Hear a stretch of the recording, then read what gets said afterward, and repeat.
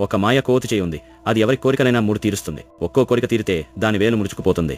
కొత్త యజమాని వస్తేనే మళ్ళీ 3 వేలు తెరుచుకుంటాయి. అది ఒక ముసలావిడకి దొరుకుతుంది.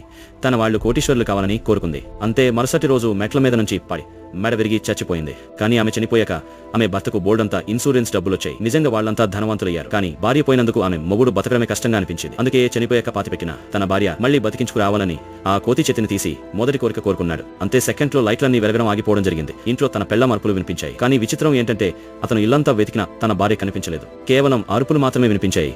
కానీ ఎవరూ కనపడలేదు. ఆ రాత్రి వాళ్ళ ఇంటి దగ్గరున్న శ్మశానంలో పని చేసుకుంటున్నాడు. సడన్గా ఇంటి వెనకున్న సమాధి ఏ కారణం లేకుండా మూసుకుపోయింది. అతను తొందరగా ముందుకు వెళ్లి చూశాడు. కానీ తిరిగేసరికి చనిపోయిన భార్య నీడ కనిపించింది. తన భార్య బతికి ఉండొచ్చని అనుకుని అతను వెంటనే కారు తీసుకుని శ్మశానానికి వెళ్లాడు. తన భార్య సమాధిని తవ్వడానికి ఆ కోతి చేతిని తీసుకున్నాడు. కానీ అనుకున్నట్టే తవ్వాక నిజంగా శవపేటికలో తన భార్య ఏడుపు వినిపించింది. దానికి భయపడి అతను అక్కడి నుంచి పారిపోయాడు. నేల మీదే ఉండిపోయింది. మరిన్ని వీడియోల కోసం సబ్స్క్రైబ్ చేసుకోండి.